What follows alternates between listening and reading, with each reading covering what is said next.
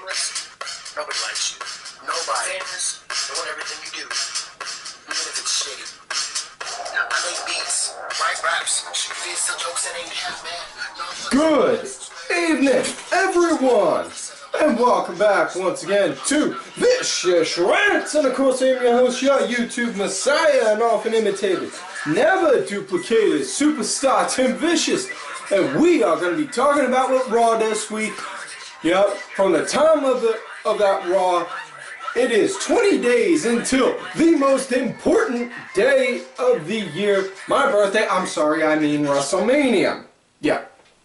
Yes, folks, that is right. WrestleMania is on my birthday this year, April 3rd. So, I think it's safe to say that makes me this year's Mr. WrestleMania, not Shawn Michaels. So, Shawn, suck it.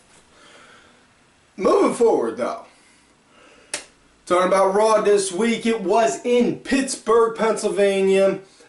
That's just a few small drive from where the Vicious studio is located in local Erie, PA, but I chose not to go.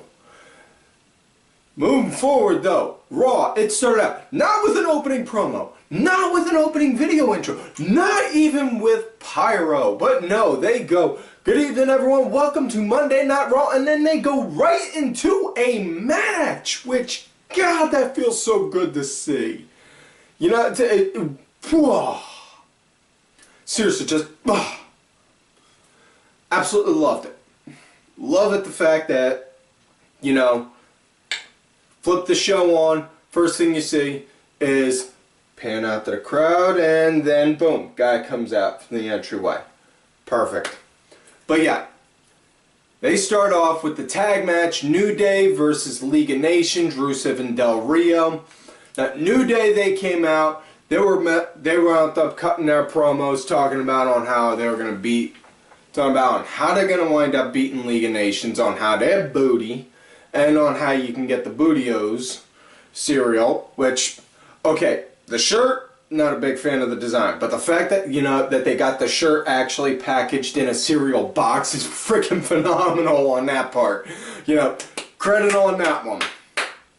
But yeah, moving forward with this match, yeah, they had Woods actually working in this match tonight. It was Big E and Woods. Not normally you see Kofi and Big E doing the tag teaming, but this one it was Big E and Woods. Kofi, you know, obviously you could see clear as day he had his shoulder taped up, so I think he wound up hurting that either at Roadblock or on the house show that was here in Erie on Sunday, the Sunday before Raw. You know, so either way though, not sure, but it was good to see Woods working in that because, you know, it's Woods, love seeing him doing the manager bit, love hearing him doing the commentary, love seeing him on the mic, but on that same breath, love seeing him just as much in the ring being performer. You know, that's it.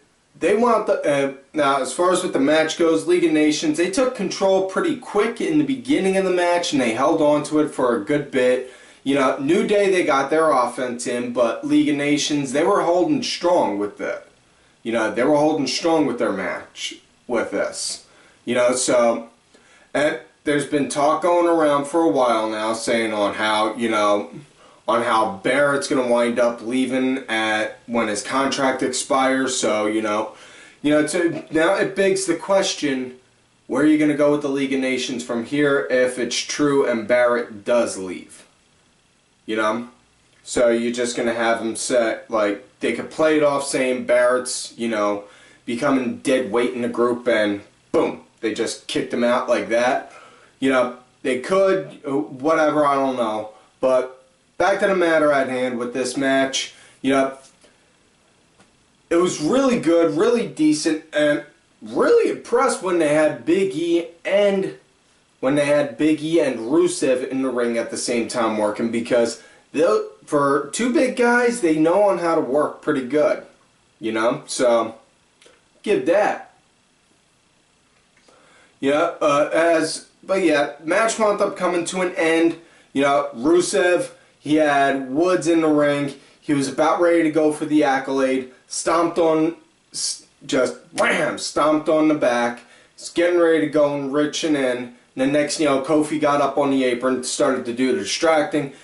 You know, Sheamus and Barrett, they came over, and Kofi ran off, took down Sheamus, got right back up, grabbed Barrett, and wham, threw him right into the barricades, and then got back over, started getting into Rusev's face, like got like that close to Rusev's face, like, yeah, I just took out your boys, now what? Now what? Now what? You know, saying shit like that, and then next thing you know, Woods, boom, hit the roll up, had a handful of tights. Got the 1, 2, 3, boom, they got the win. After the match, though, they proceeded to get a major beatdown. So, you know, with the beatdown, all that did was now just legitimize New Day as baby faces. So they're going to wind up being faces now. And now League of Nations, they just, you know, cemented themselves even more so as pretty good heels, which is something that they desperately needed ever since Sheamus lost the title. Because, you know, not going to lie, after he lost the title, it was more so like, wait, League of Nations? Okay. You know. But yeah.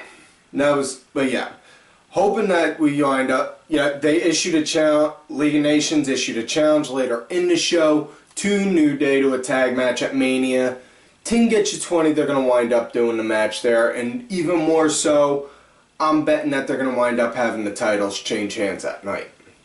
It's your humble host's prediction for that. Moving forward, though, next match up, it was a piss break match. Yeah, Ryroid came out, went against Kalisto. Kalisto, he was sporting some new ring gear, which was kind of cool because he was wearing all black and, or not Kalisto, Sin Cara, I should say. Sin Cara, it was Ryroid versus Sin Cara, sorry. Blech. Sin Cara, he was sporting some new ring gear, it was all black, and Sin Cara, he was wearing all white, so saw them and, 80s kid. So first thing I thought was, well shit, they made them Snake Eyes and Storm Shadow. That is awesome. So now we can go from the Lucha Dragons to the Lucha Ninjas. Okay, maybe not, but still. But yeah, this was pretty much a piss break match. Ryroid got the win with 2 shell shocks and then threw out a challenge for Kalisto for a title match at Mania. Yeah, he threw out a title match for him at Mania. I could care less about with this. The only reason why I would hope this would go good is that, I don't typically go to try and wish ill on people, but seriously, with Ryback, yeah. Next matchup, we had Sami Zayn going against Miz, and Owens was on commentary, and Owens pretty much was just owning the commentary table again, especially when he wound up getting in Byron Saxton's grill, basically saying, Byron, I can come over there and make sure you don't wind up ever working again. Would you like that? Yes, we would all love that. Please, Kevin, for the love of God, do that. Okay, I can tolerate JBL to an extent. Cole, I can punch in the face on certain days. Saxton, though, seriously, he's like that annoying little kid that's like 10 or 12 years younger than you, wanting to hang out with you, and trying to go and just talk about all the stuff that they think that you think is cool. Like, just shut up! Yeah. As far as what the match between Sami and Miz went, it was a good, solid match. I dug it, And the thing with Miz, as much of a ball bag he is, it's a good thing that, they have him help work in the new guys, and it helped kind of get Zayn more, it kind of introduced Zayn a little more so onto the main roster for some of those who may not have watched NXT, and if you didn't, seriously, what is wrong with you? Because, dude, seriously, you need to watch it. Not right now, obviously, you're watching this show. But when you're done watching this show, then go watch it. Trust me, you'll like it. But yeah, Zayn and Miz, they were both outside, right in front of the table. Owens, he just yanked off the headset, got up, didn't put his hands on them. Just got up, put his hands out like that in front of Zayn. And then, next, while Miz was behind him, Miz, boom, decked him. And then Zayn decked him back. After that, they both got back in the ring. And then they went at it for a minute. And then Owens distracted Miz, which wound up giving Zayn enough time to go and hit the Palooka kick and then get the 1, 2, 3. All in all, what we're looking at, more than likely, we're looking definitely potential for Zayn versus Owens at Mania. And honestly, the only way it could wind up being better is if it was Sami Zayn versus Kevin Owens in a ladder match to go and take the severed head of Jim Cornette off of to go and collect the severed head of Jim Cornette. Okay, I got issues, but you know what? Work with me, people. Trust me. But yeah. And if we're not going to get a one-on-one between them two, what it's looking more than likely like, what it's looking like more than also is Owens, Miz, Zayn, and Neville in a four-way for the IC title. And if that's the case, how I see that going is either Owens winning and then getting Owens and Zayn at the follow-up pay-per-view Extreme Rules, or one of those three wins and then Owens calls for the rematch. So yeah. Next matchup, it was an ST Divas match. But on the plus side though, really, it was we only had one ST Diva match tonight. So, yeah. But yeah. It was Brie and Alicia going against Naomi and Tamina, and Lana was sitting on top of the announce table, and Byron was complaining about it, in which case, again, another reason on why, just seriously would just want to go up to Byron and just deck him right, just punch him in the head like a cheap hooker, because seriously, you got freaking Lana sitting right in front of you, and you're going to complain. Dude, what in God's good name is wrong with you on that one?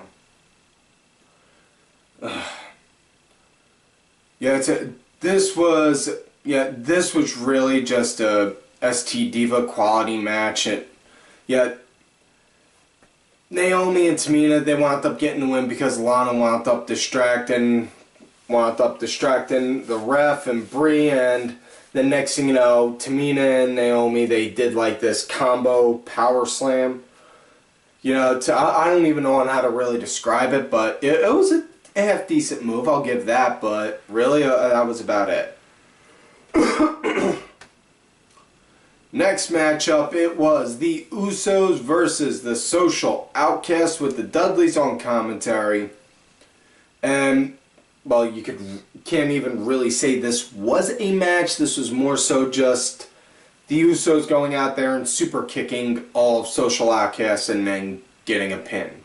Because that's all it really was.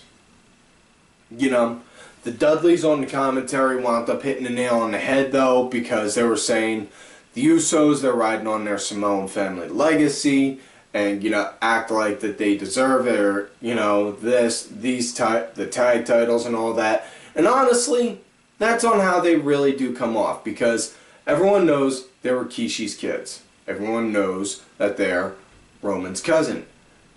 Roman's related to The Rock. Henceforth, ergo, Usos related to Rock. Pretty much everyone, I think there's only one Samoan wrestler who's not from that family, and that's Alicia Sparks up in Canada. Honestly, I think she's the only one that's not from that family. but yeah, it seems like pretty much every Samoan wrestler out there is part of Rock's family. So, you know, and they also, you know, and everyone that I've seen, you know, short from Tama Tonga, you know, goes around acting like that they deserve to be like world champ just because of that. You know? But yeah. That was that. You know, like I said, with this match, Usos, they super kicked all Social Outcasts. They super kicked Bo and Rose, who were the actual opponents. And then they wound up doing the super fly splash and got the 1, 2, 3. Next matchup, this was hands down the match of the night. This was brought up earlier from a promo done. It's Dolph Ziggler versus Triple H. Yes, that is right, folks. For the first time in 3, count them, 1, 2, 3 years, Hunter wound up wrestling on Raw. And I mean legitimately wrestled. Not just he came out, did a couple wrestling moves, and then started acting like he was out of it from the headshot he took. You know, like he did that time 3 years ago. But, digress. This was brought up because Steph came out, introduced Hunter, who talked about on how, you know, on how everyday Joes such as me or you or, you know, your friend that you're introducing this video to, you know, they want on how we all sit there on hope. Hope things will be better tomorrow. Hope that we'll get that raise. Hope that one day we can punch our boss right in the teeth and not have any repercussions on. Hope that our wives or girlfriends don't hate us. Hope that one day our kids won't hate us and all that jazz. You know. And then Dolph came out talking about on how, you know, you guys just keep on talking about with this stuff. Nobody really cares about you and all that jazz. And then Steph brought up saying, you know, can just fire you. And Dolph, he hit the nail on the head, like, you know, you threaten to fire someone enough times, they're gonna wind up looking at you like, I ain't got nothing to lose. And everyone, there's also rumors going around now. There's word going around saying Ziggler gave in his notice for when his contract expires. He's leaving, so more than likely, it looks like we're seeing them build up with that because of it. So yeah, Steph said, you know, Dolph, we'll give you the opportunity. We'll give you an opportunity tonight. You beat your opponent tonight, you can have any WrestleMania match you want, excluding a world title shot. Your opponent is Tripp. You know, and I'm just paraphrasing all this, by the way, folks, so don't go, you know, getting on me in the comments or on my Twitter at Tim Vicious like crazy, like, they didn't really say that. La, la, la. Fuck you. Anyways, the start of this match, it was very ground-based, you know, which it was definitely good, love that, you know. It's more so because while Ziggler, he's a mat wrestler, you know, a lot of people underestimate, or not underestimate, shouldn't say, wrong choice of words. A lot of people tend to forget about the fact that Hunter is Hunter can be a ground-based wrestler, you know. He knows on how to work. He's not just a power move kind of guy, you know. He can work, which, yeah, God bless on that part, you know. And Tripp, he had him derailed for a good portion of. He had him derailed right off bat, you know. Then he targeting the one shoulder on him through the whole match. You don't really see that too much anymore, you know. You'll see somebody working that one specific spot so many times in a match, and then go and hit somewhere, and then go and work somewhere else. You know, just seems kind of pointless doing that.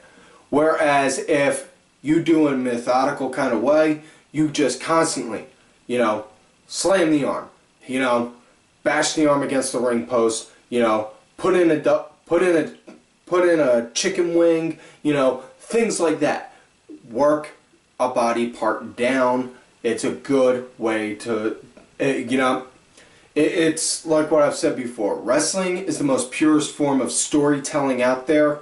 And if you're slowly working on a body part, you're telling a part of that story saying, I'm going to wear him down and I'm going to do it by hurting him here. You know?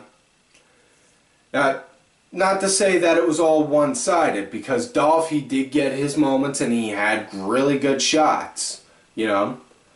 And, you know, he hit the Famouser. Hunter looked like, and I legitimately thought for a second Hunter was going to wind up taking a pin right there from that Famouser, you know, but didn't. Excuse me, I'm sorry.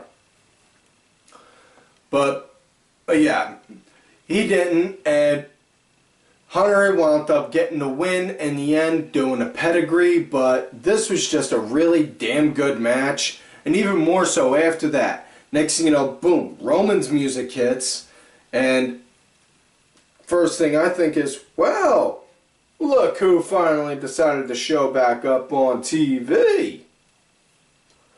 You know, and then and instead of coming out through the crowd, he came out right through the entryway, and them two, Hunter and Tripp, boom, they just start, Roman gets in the ring, takes him down, wham, just starts hitting them hard and heavy. And them two, they brawl all around ringside. Roman bashes Hunter's face across the ring table, across the announce table, throws him over it, and then proceeds to go back at him again. And then they go at it all the way around near the technical area, like where the guys set up for the lights and the pyros and all. And then backstage, sorry, I'm talking so fast I'm getting my words jumbled. Focus, man. Go backstage, and then you'd see part of Hunter's head on the side right here gashed open, you know. And them two, they're going at hard, and then Roman picks up like one of those big old flat screens, just holds it up like a chair, wham, slams it on him. You know, half expecting that thing to like explode on him right then and there. But, dang, the fact that he did that, and then Usos, Mark Henry and all came over like, whoa, Roman, cool it, bro, cool it. Take your frustrations out at Mania when you go against them. Easy, dude. And then they let it go from there.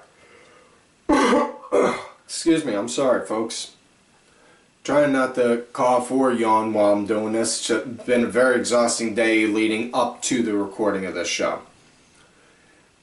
Very busy man. I'm a very busy man, which, you know, one of the big things that I'm busy on is, now that I bring it up, I was going to bring it up at the end of the show, but, you know, my show, my rules, I'll bring it up now. Everyone knows, if you've seen me on my Twitter at Tim Vicious and you've watched this show enough, you all well know enough, Vince McMahon has been trying to buy out my show. That's right, Vinnie Mac has been trying to buy out Vicious Rants. You know, it's almost daily, it's almost daily, I'll get a text message, an email, a direct message from a Twitter or something. You know, Vince, I'm willing to make an agreement. I am willing to let you take this show. Two conditions. One, the agreed on price. One, the price that you originally offered. And two, and this is the most important, you have my executive producer, Oliver Ben, do the music to play out Sasha Banks at WrestleMania. That is the agreement. You do not let him play her out. You have no deal. Ball is in your court now, Mr. McMahon. If you, as you like to say, got the grapefruits, you contact me and you let me know. Now, moving forward. Boy, I feel sorry for the schmucks that had to follow up for that match, and unfortunately it was Chris Jericho versus Adrian Neville, and God, dude, why did they do this? Couldn't they have just put Jericho and Neville before Hunter and Dolph? You know, it would have made more sense. You know, especially given what the closing segment for the show was. But, yeah. Either way. There wasn't even really so much of a match. It was a couple wrestle moves, but Jericho's coming off in a good kind of heel way, because it's not like that slow-talking, suit-wearing, methodical kind of Chris Jericho like this. Or that one when he came back after a few years where he was quiet and, you know, didn't say nothing on TV for like the first 2 months, you know? Now, this one, it's more so like he's hot-headed and mad because other people are being praised when he feels like he should be. Which, absolutely love Jericho. He's always willing to go and reinvent himself in some kind of a way. And this is definitely one kind of a way I really do appreciate with him doing it. You know, Jericho, on how he wound up doing it. On this match, or more so I should say, how this match came to an end was while Jericho had Neville down to the ground. Neville, he was, you know, looked like he was calling saying he was hurt. Ref came over to go help him. And Jericho shoved the ref, and then ref, boom, boom. Yo, ring the bell. And got in Jericho's face. You don't put your hands on me. You see this right here? I am the ref. You don't do that. Okay. So yeah. After that, Jericho wound up saying, you know, you guys all now forced me to do this. Come on now. AJ Styles, bring him out, bring him out. And then Styles came out, decked him while he was standing on the apron, got on did springboard forearm right to him. You know, and now they're calling that the phenomenal forearm, so, yeah. Alright, so yeah. And closing segment for the show now was Vince McMahon coming out, talking about on how, imagine if you will, the night after WrestleMania, my son Shane McMahon walking down this ring, saying he's now in charge. He's going to take the company to a whole new level. He's going to change things. All this, that, and the other. Excuse me, I'm sorry. And then saying, you know, and that's not going to happen. And now, let me introduce you to to Shane McMahon's opponent, The Undertaker. And been watching all my life. Every time I see Taker come out doing with the gong, always get chills up my spine. 25 years I've been watching him come out doing that. Still get chills up and down my spine seeing it to this day. Absolutely phenomenal on that part. But yeah, Taker came out, wound up getting him. Vince wound up saying to him, I'm gonna take into account last time we met when you had your hand around my throat. That was a momentary lapse of judgment. And then Taker just looking at him like, bitch, I will tombstone you. Oh, I'll just consider me bringing this up as a momentary lapse of judgment as well. And Shane comes out. Then Shane gets the mic, talks about on how he's going to beat Taker. He's been watching tapes on him, and he's, you know, and on how what he's going to do to beat him. He's going to use his brain. He's going to use his heart, and he's going to use everything he has, you know. And then Taker just looks and says, you talk about what your legacy is? These are my legacy. And, you know, basically just talks about how, you know, he's beaten down the biggest and the baddest. And then Shane winds up saying, yeah, it's funny. you act like this, but you're like Vince's puppet. I'm nobody's puppet. Yeah, well, from here, looks at him like Vince's bitch. To which then Taker, wham! Grabbed him right here, threw him into the corner. Shane got out, started throwing shots. Really, Shane, you got to work on your punches some, because it don't look all that believable. If you can't do a decent punch, pro tip, forearm strike. Easy enough. Forearm strike like that. Works a lot better. You know? But yeah. Shane, he got him in the corner, started throwing shots at him. And then Taker, he got out, started throwing shots at Shane. Shane got out, started throwing some at him. Then backed up. And then Vince, while he was behind Shane, threw him into Taker. Grabbed him. Choke slammed him down. And Vince just like, ha, ha. Right then and there, because then ran out because saw Taker just lock eyes right on him. So that's it for this week's show on that part with Raw. All in all, excuse me. All in all, I would say Raw was pretty good. I give it a good 7. You know, the effort was there and they were trying. You know, absolutely love that.